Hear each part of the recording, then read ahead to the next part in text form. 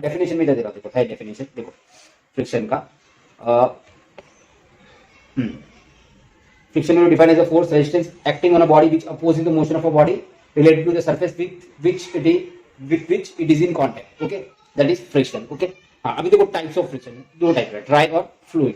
ठीक है, अब ये सब एमसीक्यू पैटर्न के हिसाब से बहुत इंपॉर्टेंट हो गया. ठीक है, देखो ड्राई फ्रिक्शन एंड हाँ देखो dry friction, fluid friction, the friction between dry surfaces dry friction, wet surfaces fluid friction. ठीक है, या वेट फ्रिक्शन.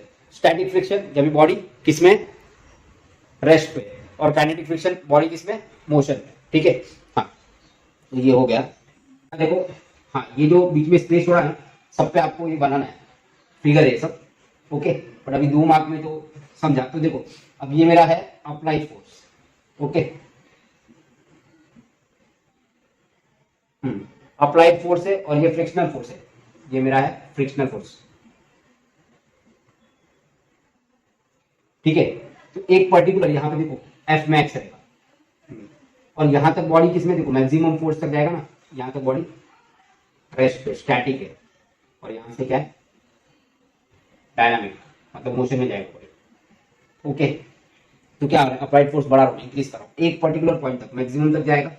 जैसे मैक्सिमम तक जाएगा डेफिनेटली मेरे को फोर्स रिड्यूस करना पड़ेगा, नहीं तो टिपिंग हो जाएगा वो ब्लॉक का. ओके, तो कौन से फोर्स में मेरे को करना है, एफ मैक्स में मेरा बॉडी मोशन में जाएगा. ठीक है, हाँ तो ये लिमिटिंग फ्रिक्शनल फोर्स है एफ मैक्स. ओके, हाँ ये ध्यान रखो, बहुत सारे इनफेक्ट सम करके भी और ज्यादा क्लियर हो जाएगा. ठीक है, ये ध्यान में रखो. चलो तो ये पार्ट हो गया मेरा लिमिटिंग फ्रिक्शनल फोर्स का. ठीक है, इसमें थोड़ा मैंने और भी एक्सप्लेनेशन दिया. देखो इधर देखो, F is greater than mu S N when body is at rest. F is greater than mu S N, body is at rest. हाँ, अगर फ्रिक्शनल फोर्स मेरा फोर्स जो है फ्रिक्शन का वो अगर म्यू एस एन से ज्यादा है तो बॉडी रेस्ट पे, इक्वल है तो बॉडी इंपैक्टिंग मोशन. वो समझ करेंगे आई थिंक थोड़ा ज्यादा क्लियर होगा. अभी नहीं मैं समझ पे बताता हूँ, हाँ समझ भी करूंगा मैं भी साथ में, तो आई थिंक वो तभी करेंगे तभी बेटर रहेगा. ठीक है, हाँ चलो ये भी का हो गया आई थिंक काम. नेक्स्ट वीक पे आते हैं हम लोग. हाँ अभी फ्रिक्शन से एक तो एंगल ऑफ रिपोज वो सब एक्सप्लेन करता हूँ मैं. चलो नेक्स्ट वीक फटाफट. देखो लॉज ऑफ फ्रिक्शन पढ़ लेना, इतना कोई डिफिकल्ट नहीं है. Okay, friction force is always up X opposite to direction of motion. Friction force is directly proportional to normal reaction. ठीक है, तो हम लोग को डेरिवेशन करेंगे ज्यादा समझेगा. Friction is depending on the degree of roughness. देखो ये सब 2 मार्क्स के लिए आ सकता है. ठीक है, तो ये सारे पॉइंट्स देख लो और इतना कुछ डिफिकल्ट नहीं आपको डेफिनेटली समझेगा. पहले भी था आपको. अभी देखो एंगल ऑफ फ्रिक्शन. ठीक है, तो एंगल ऑफ फ्रिक्शन पहले एक्सप्लेन करता हूँ, फिर इसका मैं डेफिनेशन बताता हूँ, ज्यादा बेटर समझेगा. देखो एंगल ऑफ फ्रिक्शन क्या होता है. देखो तो मैंने पहले ही बोला था, देखो ये वेट है. ठीक है, अगर एफ डी लिया ये क्या था मेरा वेट, ये सरफेस है, उस पर क्या रहेगा नॉर्मल रिएक्शन ना. तो जो फ्रिक्शन फोर्स है उसको देखो बॉडी पे एक फ्रिक्शनल फोर्स अप्लाई करता है ना एफ. ओके,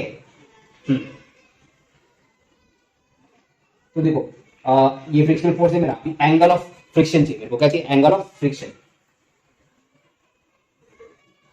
ये एंगल रहेगा मेरा फाइन.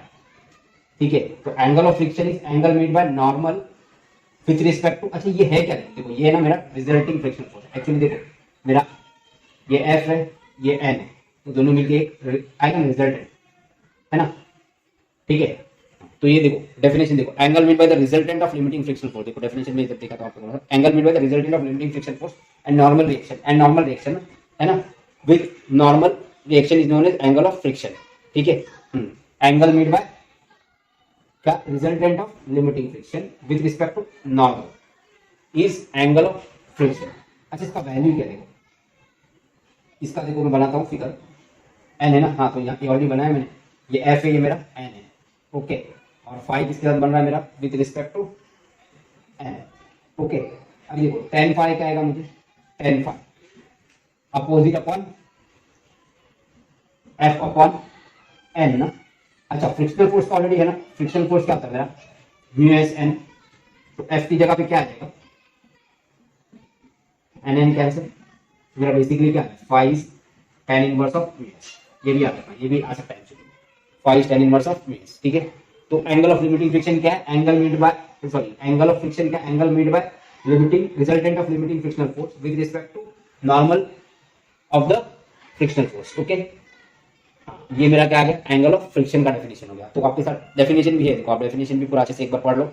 ओके, चलो अभी नेक्स्ट पे मूव करते हैं। किसको इसमें डाउट है तो पूछ सकता है। ये formula F is mu S N. Okay, F क्या है मेरा, म्यू एस एन है।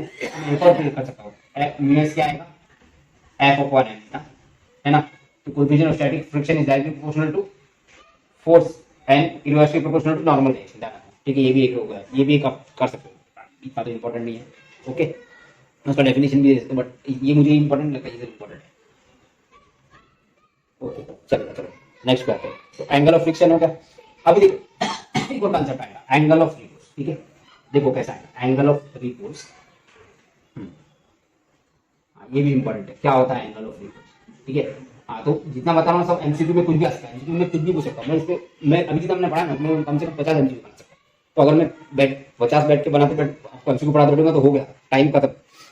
इतना मतलब एक पे 50 बनाऊंगा तो फिर कितना सारा हो सकता है। ठीक है, तो मैं पूरा कंसेप्ट बताता हूँ, आपको समझना है कि पकड़ना है, कंसेप्ट समझ के कोई भी एमसीक्यू कर सकते हो। ठीक है, देखो एंगल ऑफ रिपोर्स क्या होता है, एंगल ऑफ रिपोर्स सपोज एक ऑब्जेक्ट है। ठीक है, हाँ कोई फोर्स नहीं अप्लाई कर रहा तो डेफिनेटली डाउनवर्ड जाएगा।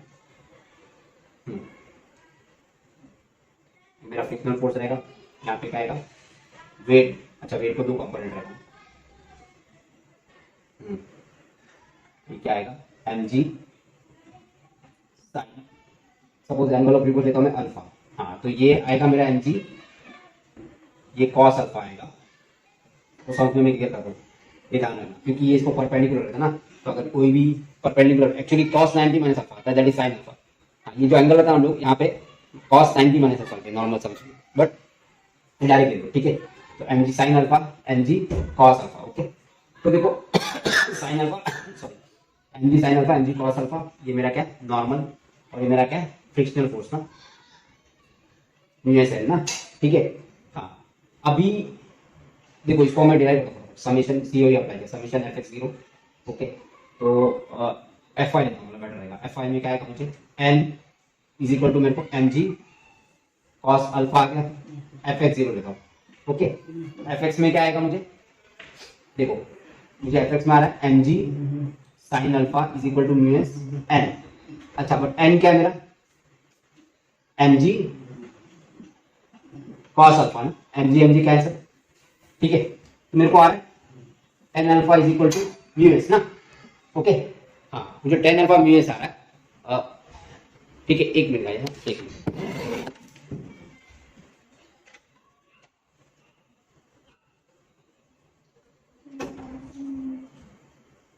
ठीक है, टेन अल्फा मेरे को म्यू एस आ रहा है, लेकिन ऑलरेडी देखो मेरे को टेन फाइव भी आया था ना, वो भी क्या आया था, म्यू एस ही आया था। मैं बोल सकता हूँ tan alpha is equal to tan five, और अल्फा इज इक्वल टू 5।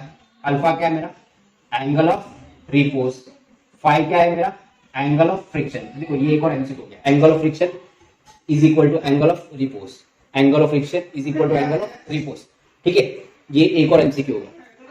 अच्छा ध्यान दो, अभी कैसा मालूम है, ठीक है ये एक और मेरा एमसीक्यू हो गया। तो एंगल ऑफ रिपोज का डेफिनेशन क्या है, देखो एंगल ऑफ रिपोज होता क्या है, क्या होता है, तो आप बोल रहे हैं सर क्या है angle of repose, angle of repose पढ़ा, देखो ये है। ठीक है, हाँ ये मेरा फेवरेट है सरफेस, और ये एक ऑब्जेक्ट है। देखो मैं इसको ये किया, ठीक है, अभी तक ये जा रहा है क्या, इसका इंपेंडिंग मोशन मतलब डाउनवर्ड मोशन स्टार्ट हो रहा है क्या, नहीं। चलो और आगे और आगे अरे हाँ अभी देखो, तो एक पर्टिकुलर एंगल पे हाँ इसका downward motion impending motion start हो जाएगा। ओके, जो पर्टिकुलर एंगल रहेगा ना उसको एंगल ऑफ रिपोज। ठीक है, हाँ जो भी पर्टिकुलर एंगल पे बॉडी का इंपेंडिंग मोशन स्टार्ट होगा, मिनिमम एंगल, बिकॉज उसके बाद तो बढ़ेंगे तो वो तो ऑटोमेटिकली जाएगी। ठीक है, without application of external force.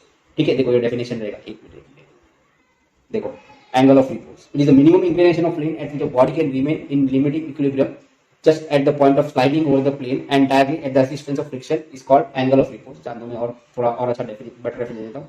Is the minimum angle of inclination is the minimum angle of inclination at which the body starts its impending motion, start its downward journey without application of external force। ठीक है, ये एक और definition दे दिया आपको, समझ simple, मतलब एक पर्टिकुलर एंगल सबसे मिनिमम। ठीक है, हाँ जो पर्टिकुलर एंगल पे उसका downward journey start, downward motion start होगा without application of external force, उसको क्या बोलते हैं हम लोग, एंगल ऑफ रिपोज। ठीक है, हाँ अभी सबसे लास्ट बात है कोन ऑफ फ्रिक्शन, फिर आपका थियरी खत्म हो जाएगा। ठीक है, तो इतना ही थियरी था। हाँ, ये जो नोट्स है इसका मैं डिस्क्रिप्शन में शेयर कर दूंगा लिंक, आप वहां से डाउनलोड कर सकते हो। देखो कोन ऑफ फ्रिक्शन क्या होता है, देखो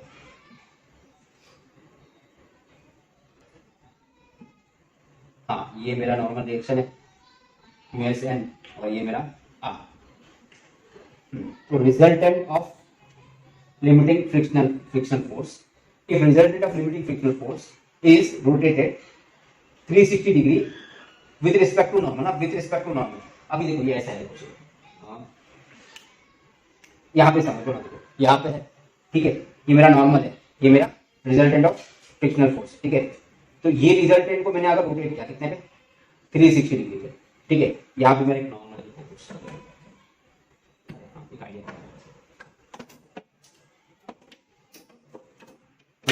हो गया, चलो ये मेरा नॉर्मल है, ये मेरा रिजल्टेंट ऑफ फ्रिक्शनल फोर्स, ठीक है।